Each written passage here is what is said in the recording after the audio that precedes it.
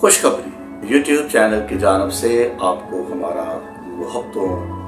بھرا سلام۔ ہم اس سچائی کو بخوبی جانتے ہیں کہ عرصہ 30 سال سے کلیسیا پاکستان ازا ثانیوں کو برداشت کر رہی ہے، اور ان 30 سالوں میں ہم نے بے تحاشا مالی، جانی اور ایمانی روحانی نقصان کو برداشت بھی کیا ہے۔ ان 30 سالوں میں تقریباً سینکڑوں کیسز جو ہیں وہ مسیحوں کے خلاف رجسٹر ہوئے، اور ان 30 سالوں میں بہت سی مسیحی بستیوں کو سینکڑوں ہزاروں کی تعداد میں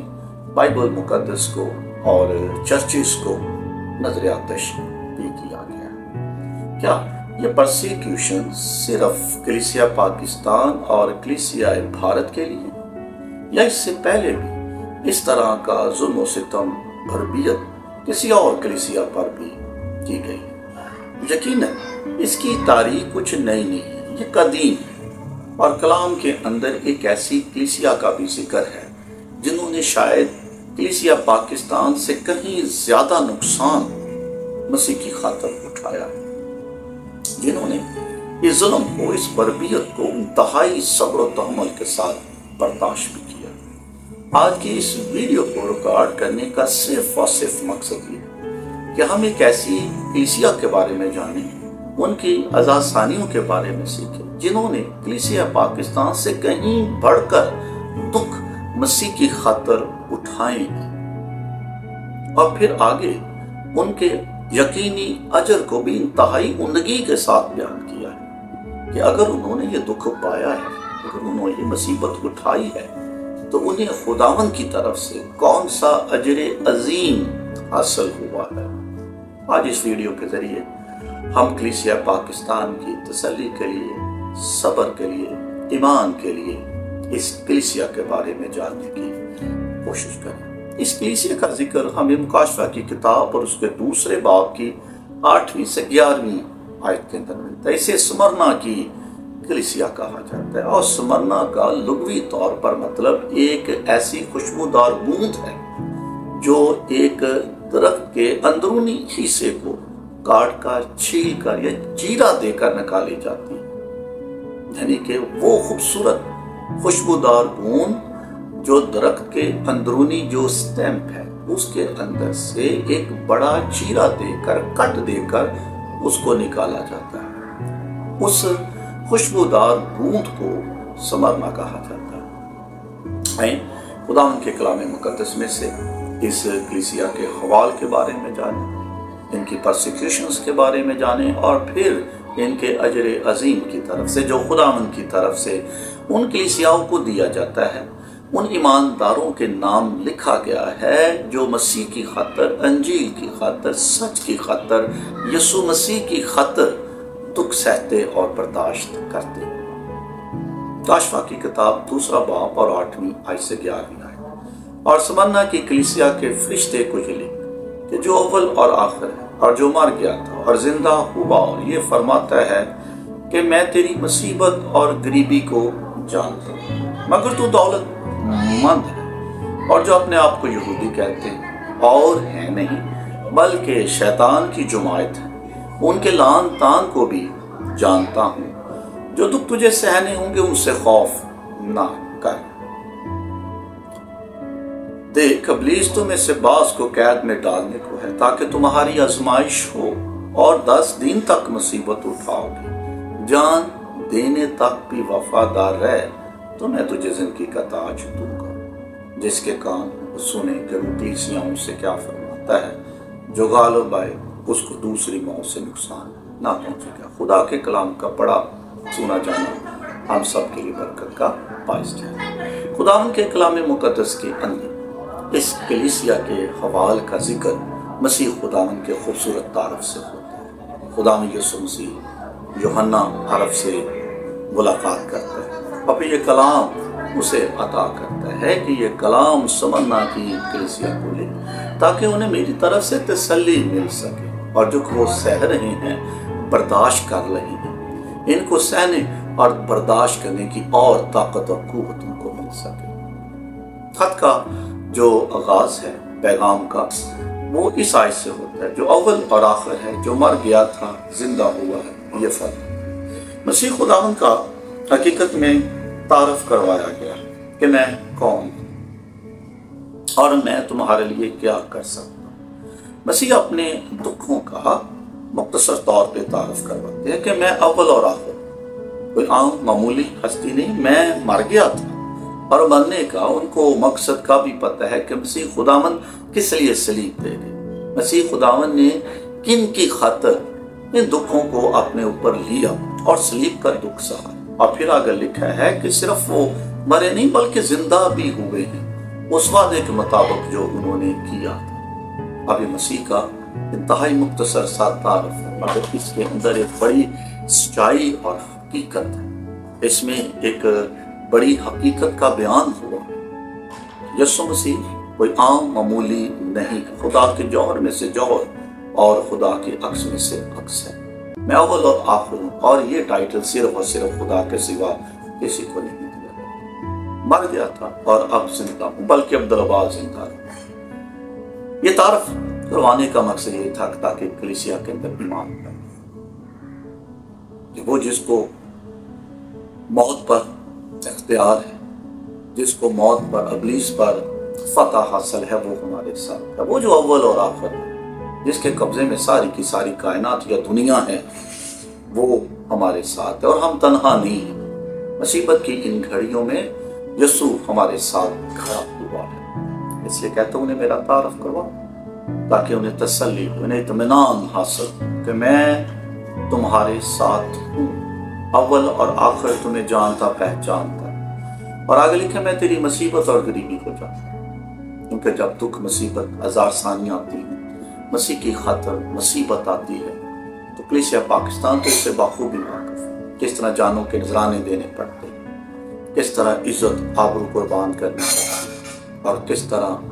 گھروں کو پیش کیا جاتا ہے کہ نظر آتش کر دیا جاتا ہے، کس طرح خوف و ہراس کی فضا پیدا ہوتی ہے، کس طرح انسان بے گھر ہو جاتا ہے، اپنے گھروں کو چھوڑنے، اپنے بچوں کو لے کر بے گھر ہونے پہ مجبور ہو جاتا ہے۔ بعض اوقات کھیتوں میں، رات کے اندھیروں میں، تاریکی میں راتوں کو بسر کرنا پڑتا ہے۔ تو ان ساری مصیبتوں کا کلیسیا پاکستان کو پتا، اور یسوع مسیح اب ان کی ساری تکالیف کو بھی جانتا، اور میری اور آپ کی تکالیف کو۔ جیسے لکھا میں تیری مصیبت کو جانتا ہوں، I know your tribulations، مجھے پتہ ہے تمہاری مصیبت، but you are the rich، میں جانتا ہوں کہ مگر تم امید، ساری دکھوں کو، مصیبتوں کو تم نے سہا ہے، مگر تم میری نظر میں عام امید ہو۔ اور یقین جب یہ پرسیکیوشنز آتی ہیں، ذاسانی مصیبتیں آتی ہیں، تو نقصانات ہوتے ہیں، گھروں کا نظر آتش کیا جاتا ہے، قیمتی املاک کو جلا دیا جاتا ہے، لاکھوں کروڑوں کا، اربوں کا نقصان ہوتا ہے، اور ہم نے ان ساری مصیبتوں کو سہا۔ جو سمرنا کی کلیسیا ہے، انہوں نے مالی طور پر بھی اور جانی طور پر بھی بے تحاشا نقصان برداشت کیا۔ بشپ کولی پاک، ان کا ہمیں پتہ ہے، کولی جو کارپ ہیں،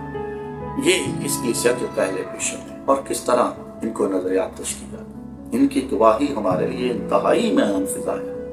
کہ کیسے انہوں نے اپنی جان کا نذرانہ پیش کیا، اور پھر ایک سلسلہ، ایک فہرست ہے، اس لیے اسے شہیدوں کی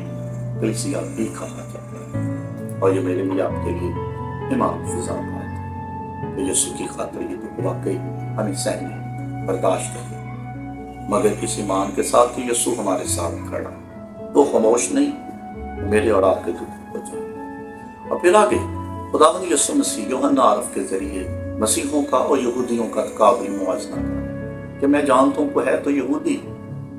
خدا پہ ایمان رکھنے والے ہیں، مگر وہ شیطان کی جماعت، اس لیے کہ وہ تمہارے ساتھ کھڑے نہیں ہیں، تمہارا ساتھ نہیں دیتے، وہ تمہارے حق میں نہیں ہیں، تمہیں چھوڑ چکے ہیں، واپس اپنے پرانے مذہب میں جا رہے ہیں، یا تمہارے لیے لعن تان کا باز بن رہے ہیں، ان کا ساتھ دے رہے ہیں جو باقی تمہیں نقصان پہنچانے۔ اس لیے مسیح خداوند کہتے ہیں میں انہیں جانتا ہوں، میں انہیں سمجھتا ہوں کہ وہ شیطان کی جماعت میں سے، وہ تمہارے مد مقابل نہیں، تم ان سے کہیں زیادہ افضل، کہیں زیادہ تم ان سے بہتر۔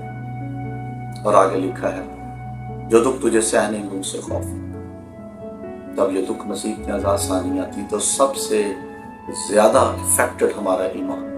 اور یہ ایمان خوف کی وجہ سے ہوتا ہے۔ جب خوف و ہراس کی فضا پیدا ہوتی ہے، جب ڈر آتا ہے، جب لوگ بے گھر ہو جاتے ہیں، جان بچانا چاہتے ہیں، مصیبتیں آتی ہیں، خطرات سروں پہ منڈلاتے ہیں،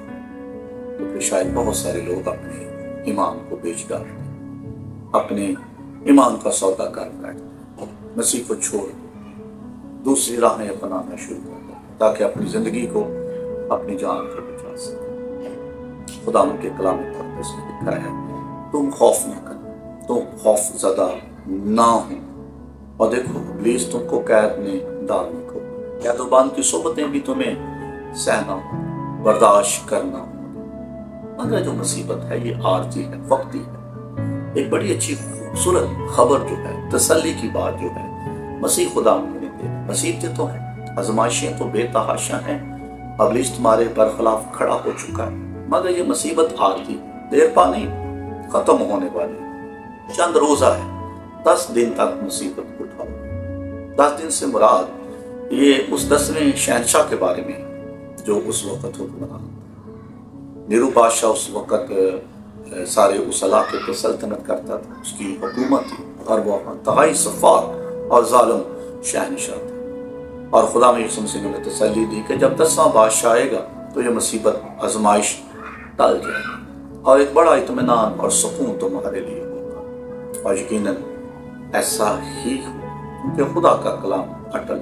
سچ میں مقبول، اور کلام خدا کے اندر لکھا ہے، تم جان دینے تک بھی وفادار رہو گے تو تمہیں زندگی کا تاج، مصیبتوں میں، دکھوں میں تم نے اپنے ایمان پہ قائم رہنا، ایمان پہ ڈٹے رہو، مصیبتیں تو ہوں گی، دکھ تو ہوں گی، مگر جان دینے تک وفادار تم نے رہنا، اور اگر ایسا کرو گے تو میں تمہیں زندگی کا تاج دوں گا۔ Do not fear what you are about to suffer۔ ان مصیبتوں سے خوف زدہ نہ ہو، ان مصیبتوں سے ڈرنا، ان کو برداشت کرنا، اور جب ہم مسیح کی خاطر ان دکھوں میں سے گزریں گے، انہیں برداشت کریں گے، ایمان کے ساتھ انہیں سہیں گے، تو سمرنا کی کلیسیا کو 2 خوبصورت باتوں کی، خوبصورت اجر کی یقین دہانی کروائیں گے، اور وہ یہ ہے کہ تمہیں زندگی کا تاج دوں گا، اور دوسری موت میں کچھ نقصان نہیں، یعنی کہ خداوند کی طرف سے مجھے بڑی تسلی مل گئی کہ دوسری موت میں کچھ نقصان نہیں پہنچانے پائے، تمہیں جہنم کی آگ چھونے نہیں پائے، تم اس سے ہمیشہ ہمیشہ کے لیے بچ، اس لیے کہ تم نے اپنے ایمان کی بنیاد پر ان دکھوں مصیبتوں کا سامنا، تم اپنی ایمان کی بنیاد پر قائم رہے، تم نے یسوع مسیح کی وفاداری کی ہے، اس لیے یہ آگ، یہ دکھ اور مصیبت یہ تمہیں کچھ نقصان نہیں پہنچائے۔ آج میرے لیے، آپ کے لیے، سمرنا کی کلیسیا کی طرح یہ بڑا پیغام یسوع کلیسیا پاکستان کے ساتھ، ہمیں یہ دکھ سہنا، برداشت کرنا ہے، ہم نے مسیح کے ساتھ چلنا، ہم نے اپنی گورنمنٹ، اپنی حکومت کی تابعداری بھی کرنی، ہم نے اپنی حکومت کے ساتھ بھی رہنا، اپنی حکومت کے لیے بھی دعا کرنا، اور ان کے لیے بھی جو ہم پہ ظلم کرتے ہیں، کیونکہ یہ خدا بھی کرنا، اور جب ایمان کے ساتھ، دعا کے ساتھ ان میں سے گزرتے رہیں گے تو پھر بھی یوانی سفر ایک دن ضرور ختم ہوگا، اور ملک کنعان میں خدا بنا جائے گا۔ ابھی ہم بھی یوانی سفر میں سے گزریں گے، ملک کنعان کی جو راہ ہے وہ تھوڑی سی ہے، ہماری منزل قریب، یقیناً خداوند کلیسیا پاکستان کو ان مصیبتوں سے، دکھوں میں سے ضرور نکالے گا۔ خداوند ہم سب کو ان آزمائشوں کو، ان نزاع ثانی کو برداشت کریں